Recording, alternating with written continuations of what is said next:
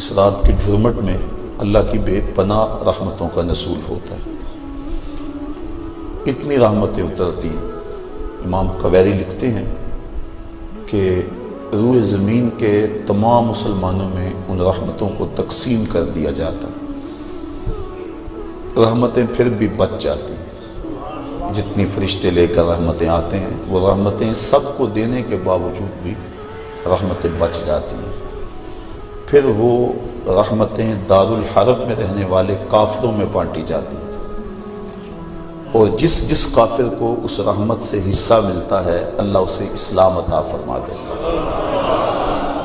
یہ جو آپ آئے دن سنتے رہتے ہیں کہ فلاں عیسائی مسلمان ہو گیا، فلاں ہندو مسلمان ہو گیا، تو امام قویری آپ لکھتے ہیں، آپ فرماتے ہیں یہ شب قدر کو آنے والی رحمتیں ہوتی ہیں، مسلمانوں کی جھولیاں بھر دی جاتی ہیں، اور پھر اس کے بعد جب رحمتیں بچ جاتی ہیں تو وہ دارالحرب کے اندر رہنے والے کفار کو بانٹ دی جاتی ہیں، اور انہیں اللہ پھر بعد میں ایمان عطا فرما دیتا ہے۔ اور ایک روایت کے لفظ اس طرح ہے کہ پھر وہ رحمتیں چھوٹے بچوں میں بانٹ دی جاتی ہیں۔ اللہ کی رحمتیں کتنی عمیم ہیں اور اس کی رحمتیں کتنی وسیع ہیں۔ اللہ تعالیٰ کے محبوب علیہ السلام نے اللہ کی بارگاہ میں یہ عرض کی تھی کہ مالک، میں اب اپنی امت کو تیرا سلام پہنچاتا ہوں، تیری جانب سے جو سلامتیاں وصول کرتا ہوں وہ اپنی امت کو میں دیتا ہوں، تو جب میں چلا جاؤں گا تو تیری طرف سے اترنے والی سلامتیوں کو اور سلام کو میری امت تک کون پہنچائے گا؟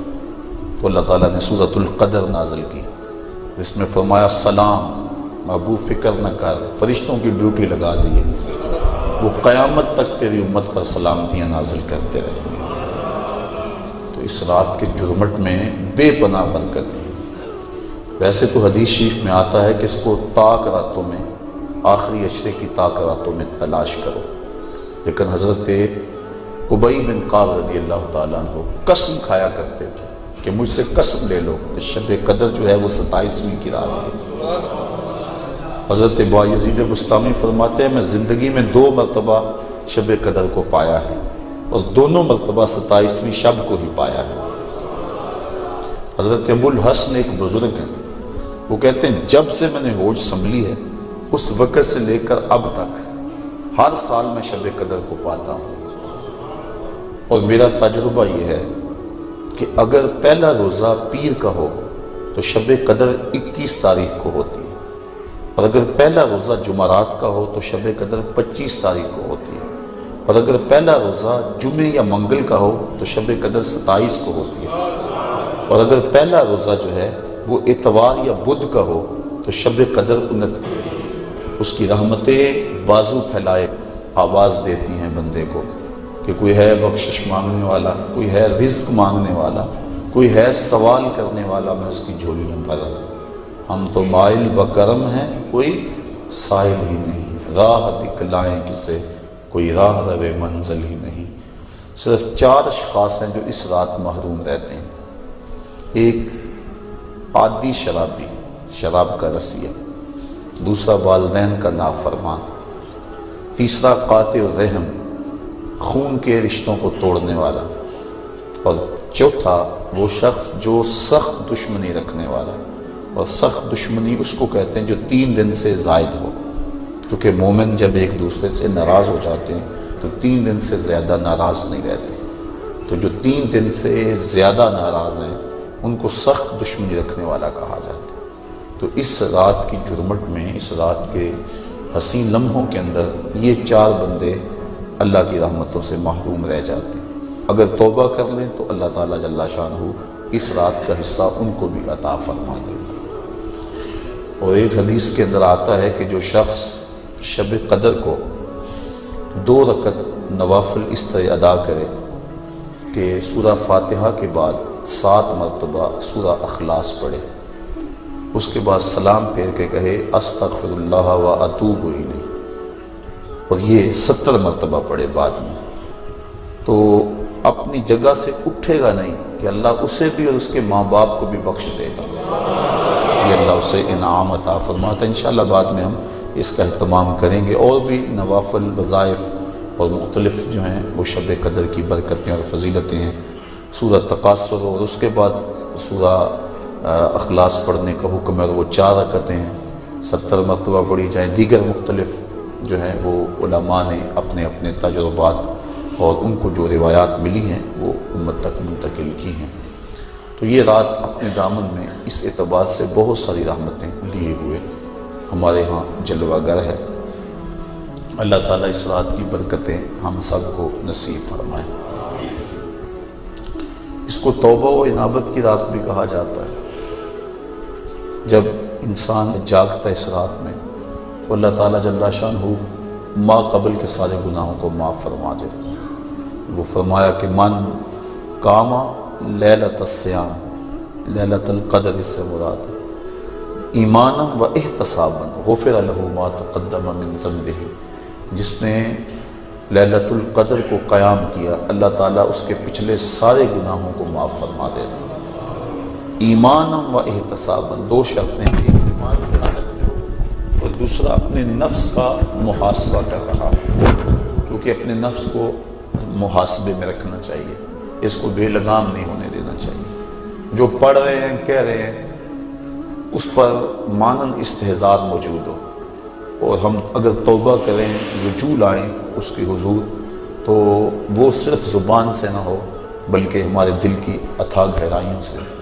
فرمایا کہ التائب من الذنب کمن لا ذنب لہ والمستغفر من الذنب وہو مقیم علیہ کالمستہزئ بربہ، جو گناہوں سے توبہ کرتا ہے وہ تو ایسا ہے جس طرح اس نے گناہ کیا ہوئے ہے، اور جو توبہ کرتا ہے استغفار بار بار پڑھتا ہے، استغفر اللہ کہتا ہے، لیکن وہ گناہوں کو چھوڑنے کا ارادہ نہیں پاتا، اپنے اندر جمع ہوا ہے گناہوں کا۔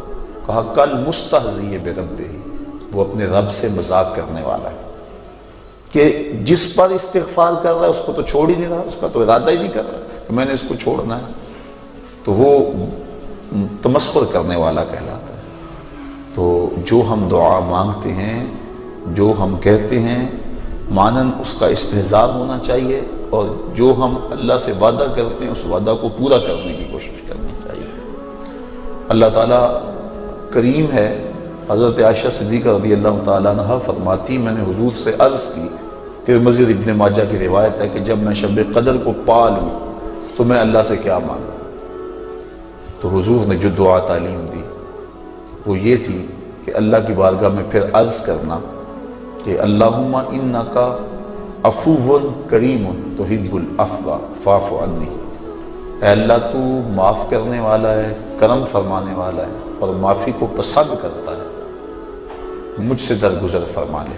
تو یعنی اس خاص لمحے کے اندر اگر اللہ سے کچھ مانگنا ہے، جب شب قدر کو پا لے، وہ لمحے آ جائیں، جب جبریل مصافحہ کر رہے ہیں، جب بدن کے رونگٹے کھڑے ہو جائیں، رقت طاری ہو جائے، وہ کیفیت بن جائے کہ دل کہے، وجدان ادراک کرے کہ یہی لیلۃ القدر ہے، یہی وہ لمحے ہیں، اور یہ جو میرے اوپر کیفیت ہے یہ مصافحہ جبریل ہے۔ جب یہ کیفیت مل جائے تو اس وقت اہم وقت کیا مانگے؟ تو کہا اہم وقت یہ مانگے اے اللہ مجھے معاف کر دے۔ تو یہ اہم دعا ہے مومن کی، جس کو تعلیم دیا گیا شب قدر کے حوالے سے۔ آگے پیچھے بھی اللہ کی بارگاہ میں یہ دعا مانگنی چاہیے۔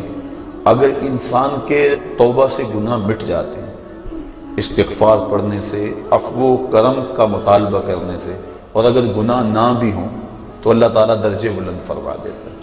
حضور علیہ السلام نے ارشاد فرمایا، میں ہر روز اللہ سے 100 مرتبہ استغفار کرتا ہوں، 100 مرتبہ، جبکہ حضور کے دامن پہ تو گناہ کا ایک داغ بھی نہیں ہے، لیکن اس کے باوجود 100 مرتبہ حضور اللہ کی بارگاہ میں استغفار کرتے ہیں۔ اور ہم جو لتڑے پڑے ہیں گناہوں سے، صبح سے شام تک ہماری زندگی سی دلدل میں پھنسی ہوئی ہے، تو پھر ہمیں تو بہت زیادہ استغفار کی ضرورت ہے۔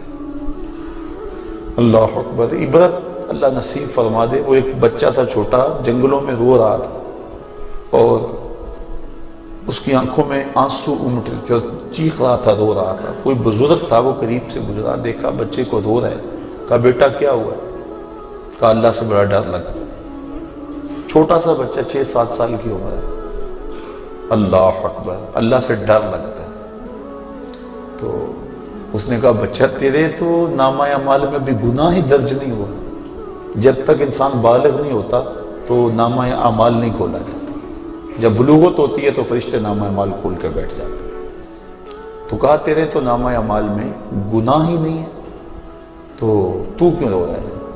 کہا میں نے اپنی امی کو دیکھا تھا کہ وہ چولہے کے اندر لکڑیاں ڈال کر ان کو آگ لگاتی تھی، آگ نہیں لگتی تھی، دیا سلائی بجھ جاتی تھی۔ اس نے چھوٹی چھوٹی لکڑیاں لی اور ان کو توڑ کے نیچے رکھا، پہلے چھوٹیوں کو لگائی اور ان کو لگی، پھر بڑیوں کو لگ گئی۔ تو میں اس وقت سے چیخ رہا ہوں کہ حشر کے دن جہنم کے اندر بڑے بڑے گناہ گاروں کو ڈالا گیا، آگ نہ لگی تو مجھ چھوٹے کو نہ رکھ لیا جائے۔ یعنی خوف اور خشیت کا عالم دیکھیے۔ تو کہا میں تو اس وجہ سے ڈر رہا ہوں، تو جن کے ذمے گناہ بھی نہیں ہیں وہ ڈر رہے ہیں، رو رہے ہیں، جس کے دامن کو اللہ نے عصمت کے پھولوں سے مزین کیا ہوا ہے، وہ تو روز 100 مرتبہ استغفار کریں اور اللہ سے توبہ کریں۔